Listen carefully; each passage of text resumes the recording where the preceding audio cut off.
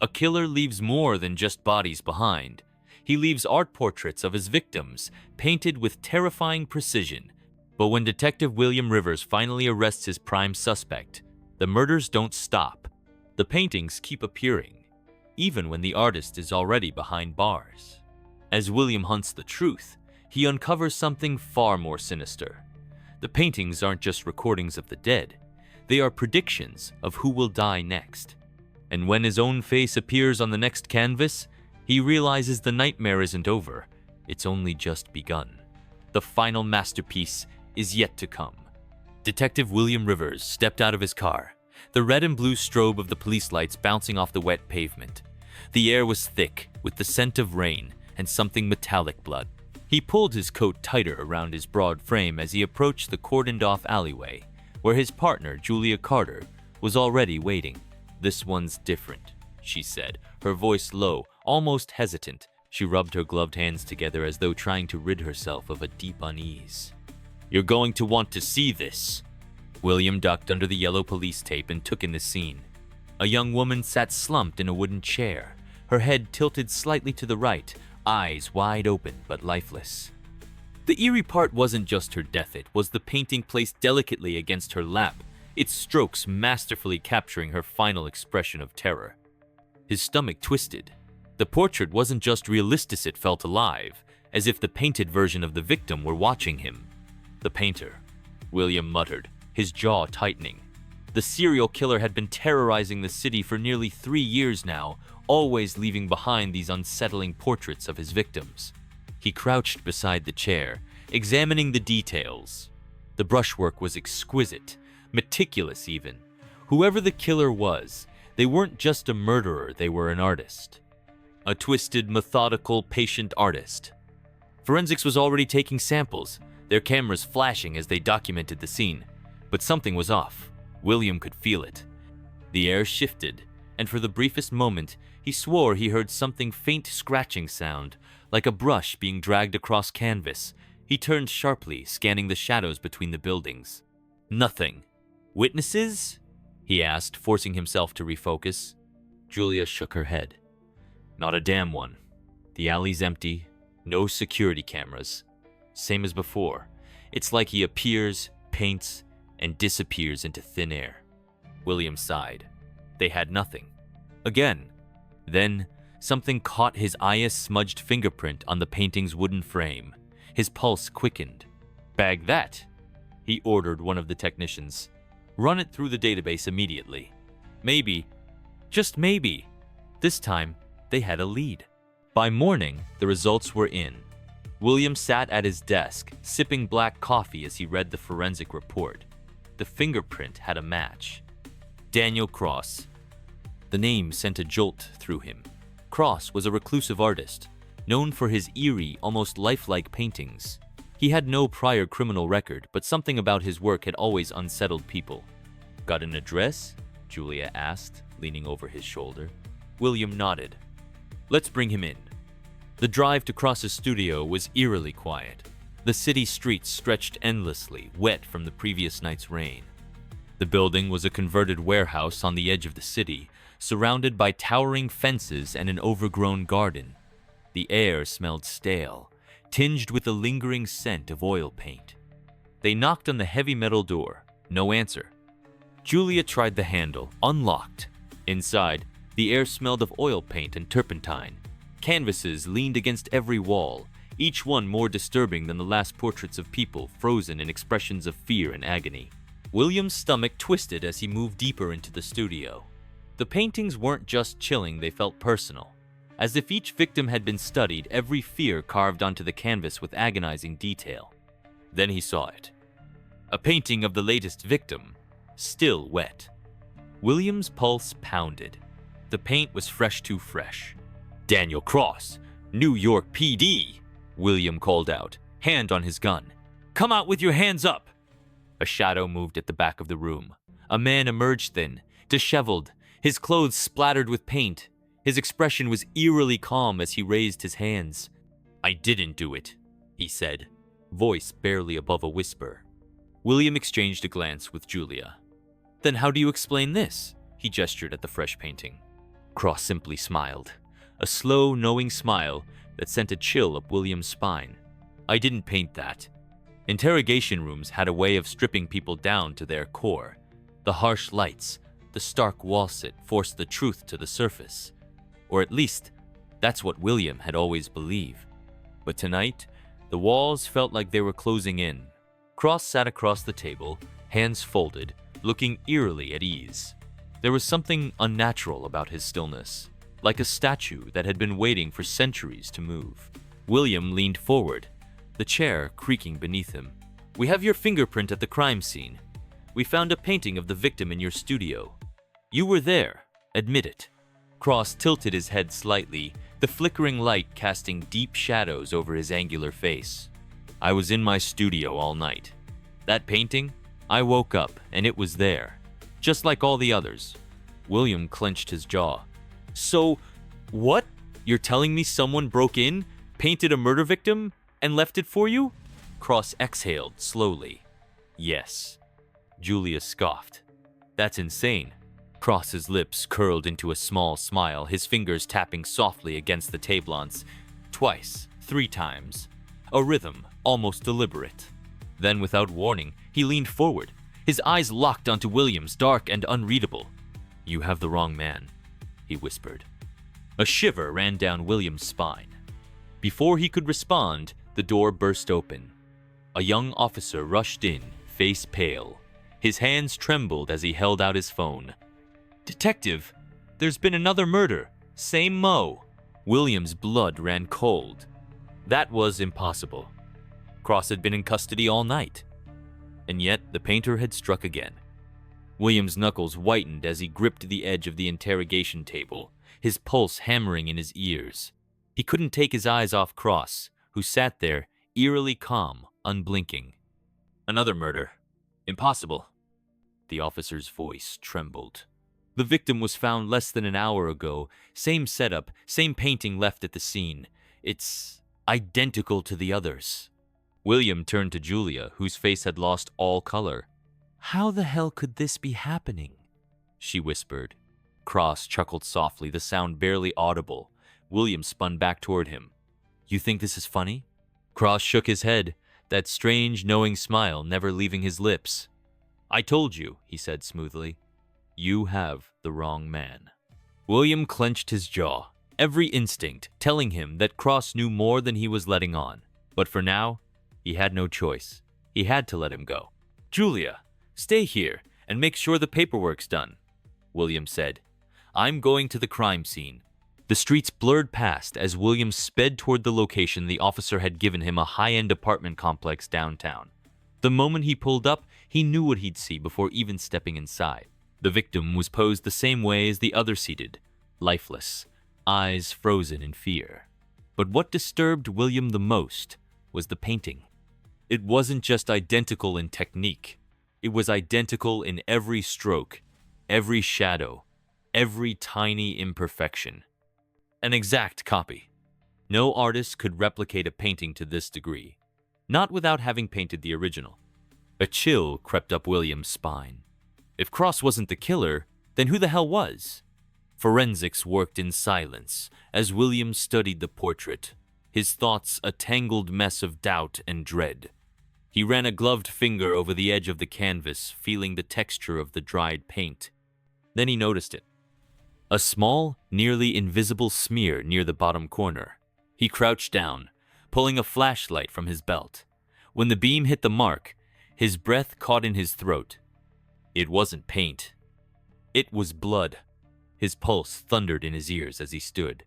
"Get this to the lab," he barked at one of the forensic techs. "I want a DNA match as soon as possible." Julia arrived moments later, out of breath. "You're not going to believe this. Try me." She held up her phone, a crime scene photo on the screen. It was from the first victim months ago. "Look at the painting in this one. The brush strokes. They're identical to the one here." William frowned. We already knew the killer's method was consistent. Julia shook her head. "No, William, they're exactly the same, stroke for stroke. It's impossible." William's stomach twisted. If Cross wasn't the artist, then that meant someone else was painting these. Someone who could recreate every brushstroke with unnatural precision. Or worse, someone who didn't need to. That night, William barely slept.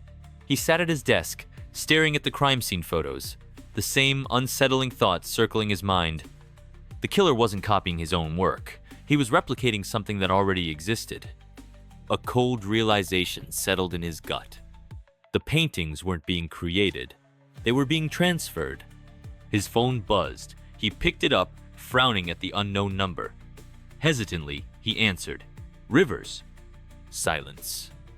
Then, a slow, rhythmic scratching sound, like a brush being dragged across canvas.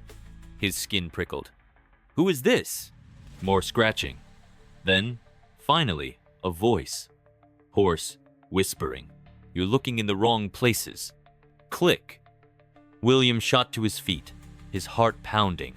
He stared at his phone, bile rising in his throat. The call had no traceable ID, no way to track its origin. He wasn't just hunting the painter. The painter was watching him. William's hands trembled as he set his phone down, his heart still hammering from the anonymous call. The rhythmic scratching noise echoed in his mind, the cryptic message lingering like a shadow in the back of his thoughts. You're looking in the wrong places. What did that mean? And more importantly, who had sent it? He stood and paced his dimly lit apartment, the floor creaking beneath his weight. The room felt smaller, as though the walls were inching closer, suffocating him under the weight of the case. He ran a hand through his disheveled hair before grabbing his coat. He needed answers. His gut told him Daniel Cross wasn't just a suspect, was a piece of a much larger puzzle. 15 minutes later, William was outside Cross's studio, the city's silence unnerving this late at night. A soft drizzle had begun, pattering against the pavement in a slow, haunting rhythm. He knocked. No answer. Another knock. Still nothing. He tried the door. It swung open with an eerie creak. A bad feeling settled in his stomach as he stepped inside. The air was thick with the scent of paint and something metallic. Blood? His flashlight flickered as he swept it across the dimly lit studio. The canvases were still there, stacked against the walls, their subjects frozen in their macabre expressions of terror. But something was off. A single canvas stood alone in the center of the room, an easel propping it up. It was facing away from him. His breath caught as he stepped closer, hesitating before turning it around. It was a painting of him. Not just any painting, one that showed him standing exactly as he was now, flashlight in hand, in this very room. And behind him, in the shadows of the studio, was a figure, a dark silhouette. William spun around, his heart slamming against his ribs, but the room was empty. The only sound was the distant hum of the city outside.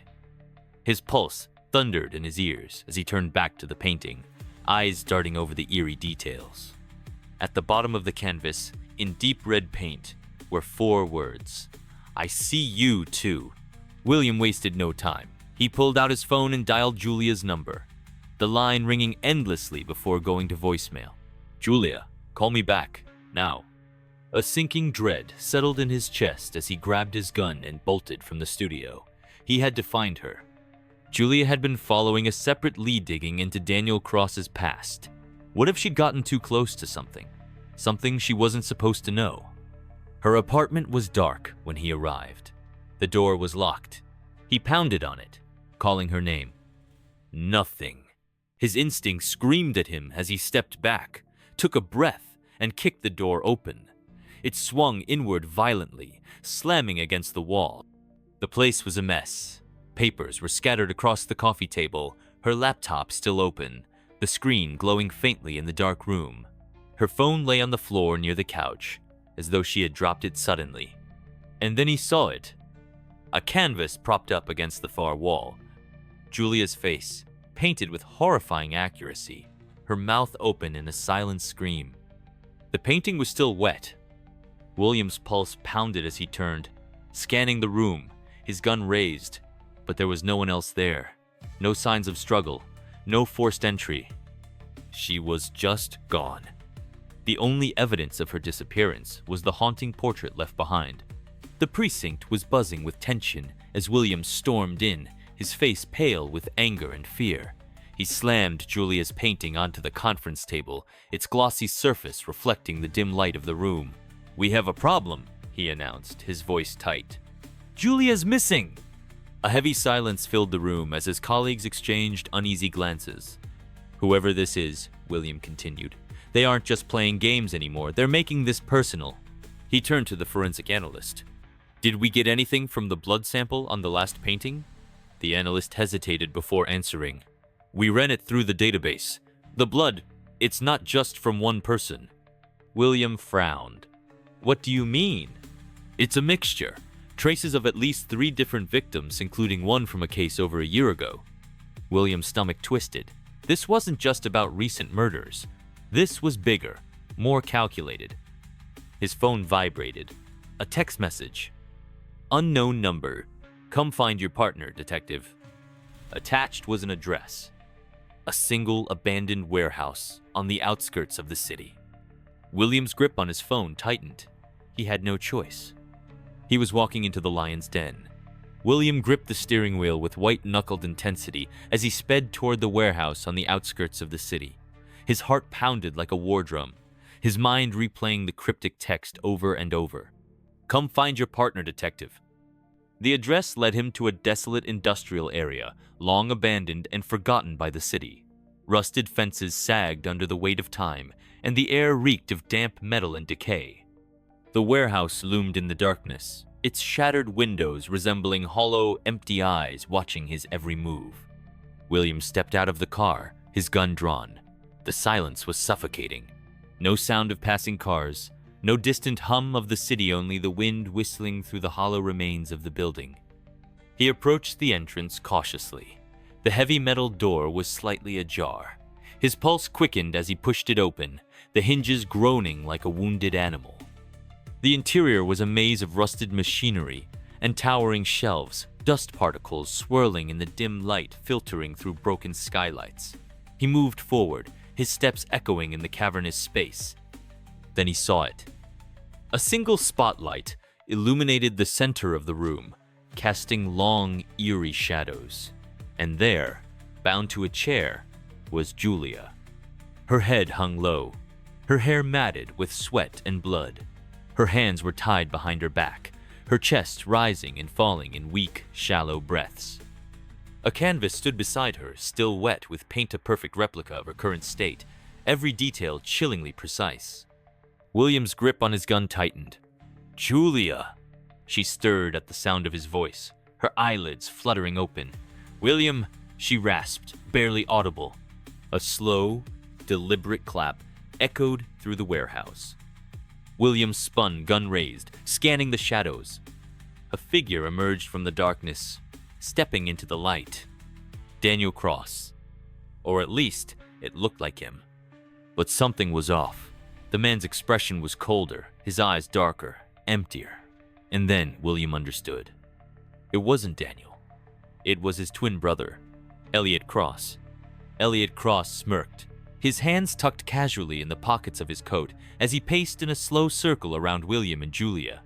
"You made it," he said, his voice smooth, unhurried. "I was beginning to think you wouldn't." William kept his gun aimed at him. "Untie her! Now!" Elliot chuckled, shaking his head. "Why is it that detectives always think they're in control?" William's jaw clenched. "You've been behind this the whole time, haven't you?" Elliot feigned surprise. "Me? Oh no, I just appreciate the art."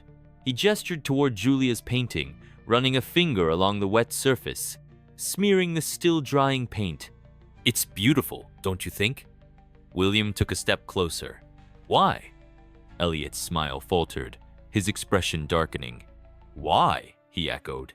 "Because art is immortal. You see, detective, I don't just paint what I see, I paint when I see it." William frowned. "What the hell does that mean?" Elliot's eyes gleamed. "Tell me, detective, have you ever questioned how each painting appears exactly as the victim was found?" A chill crawled up William's spine. Elliot stepped closer, lowering his voice to a whisper. "I don't create these paintings." He leaned in. "I capture them." William's blood ran cold. You're lying. Elliot grinned. Am I? William's mind raced. If Elliot was telling the truth, he wasn't painting his victims after they were murdered. He was painting them before they died. Somehow, he was seeing their deaths before they happened. William's grip on his gun remained firm, but doubt gnawed at him. He had faced killers before murderers, psychopaths, people who thrived on control. But this was something else. He needed to get Julia out of here. You're sick, William spat, and you're going to pay for what you've done. Elliot tilted his head. Am I? You still don't understand, do you? He gestured toward an empty canvas leaning against the far wall. Why don't we test something?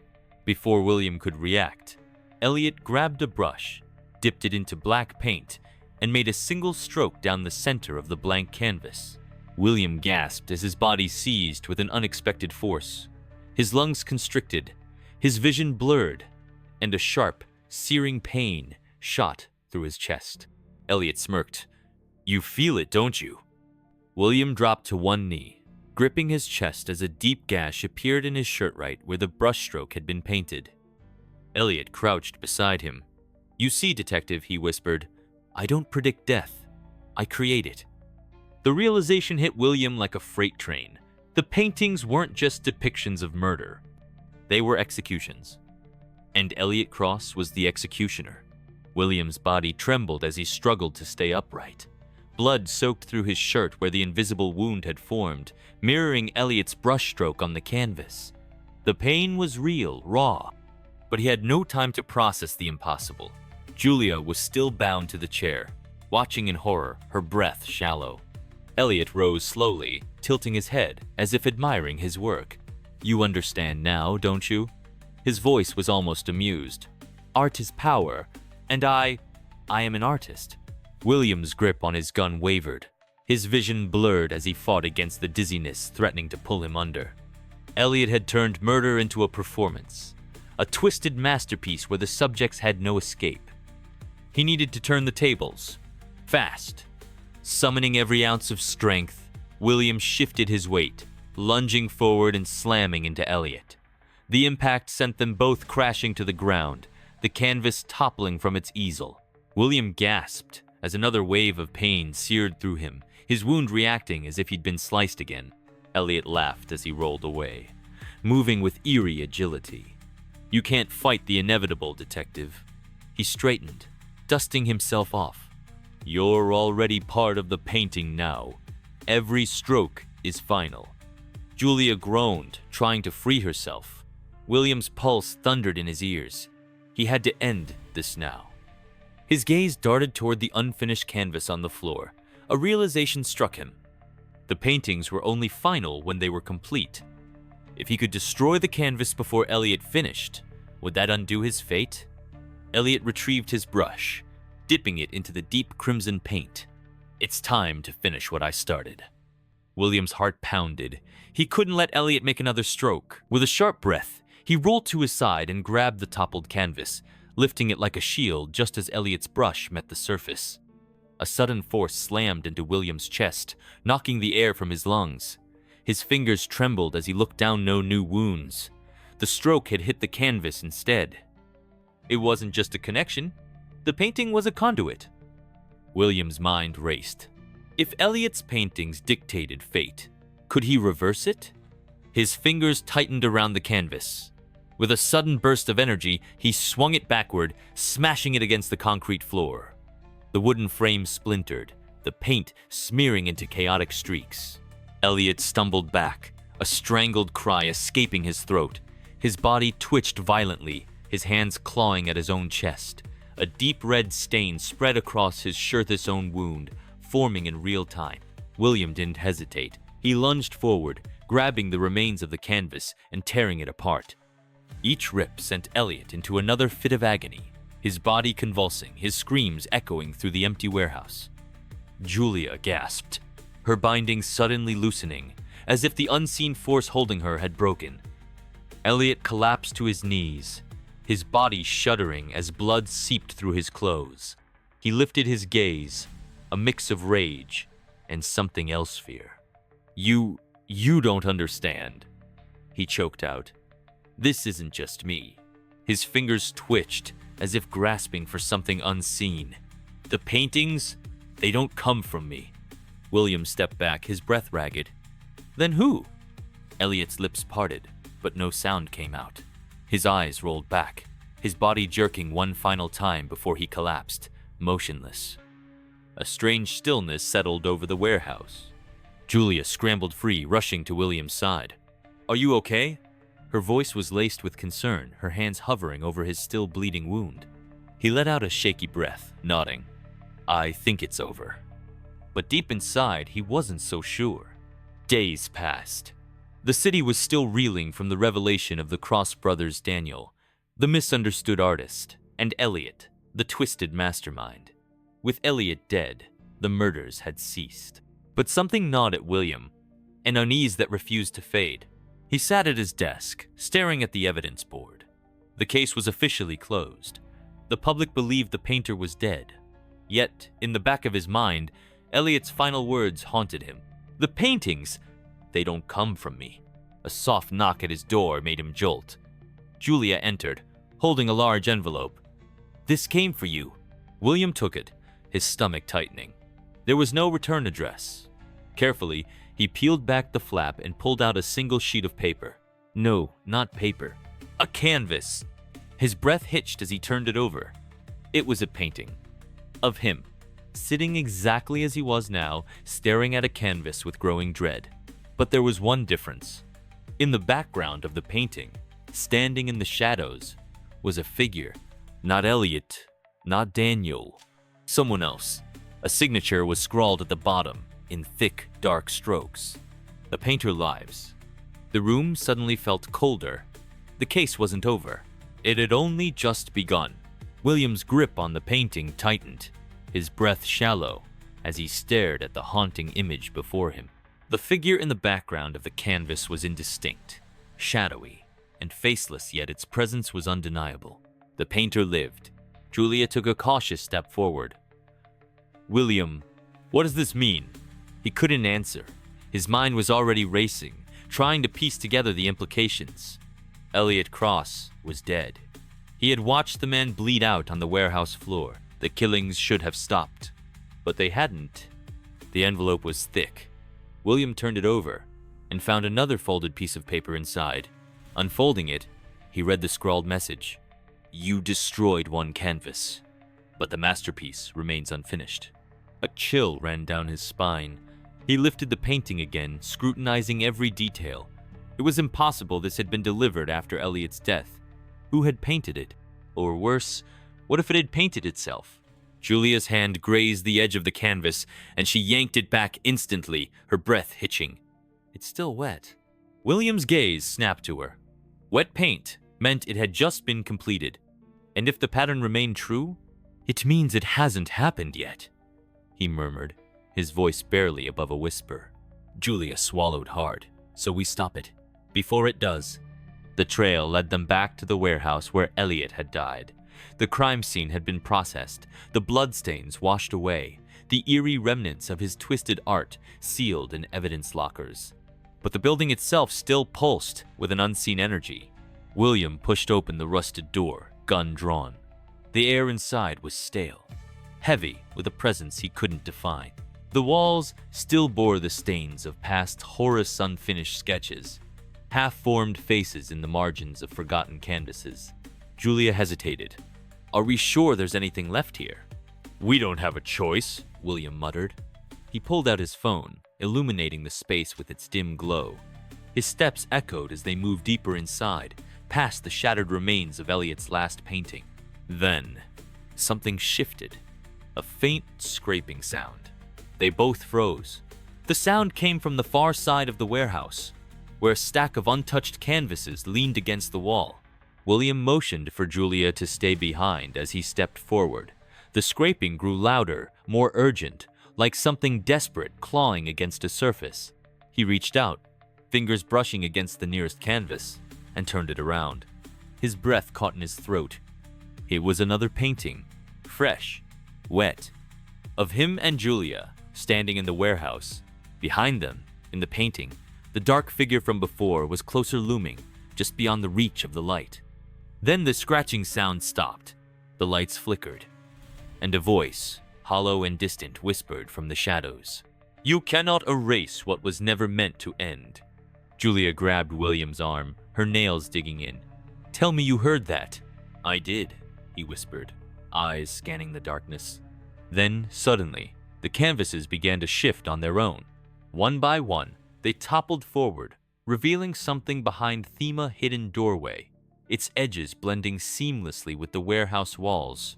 William inhaled sharply. Elliot said the paintings weren't his, that they didn't come from him. Julia nodded. "Then who?" "We're about to find out." He stepped forward, pressing a hand against the door. It groaned open into a dimly lit chamber lined with more canvas, hundreds of them, each depicting different moments of William's life. His childhood, his time at the academy, his first case. And at the very end of the room, a final, massive canvas stood on an easel, a painting so lifelike it seemed to breathe. It was a portrait of Elliot Cross. But his eyes, they moved. William staggered back. Julia let out a strangled gasp. The painted figure of Elliot smiled. "You cannot kill a story," it whispered. "Not when it wants to be told." The entire room began to shake, the paintings trembling, their subjects moving, as if fighting to escape their frames. William raised his gun, but he knew bullets wouldn't work here. This wasn't just a killer. This was something else. Something that had always been watching, always painting, and it wasn't done yet. The room went black. William woke up in his apartment, heart hammering. His gun was still gripped tightly in his hand, but his surroundings were undisturbed. Had it been real? He turned, his gaze falling on his desk. His breath caught in his throat. A canvas sat there, perfectly propped up. The paint still glistened under the dim light.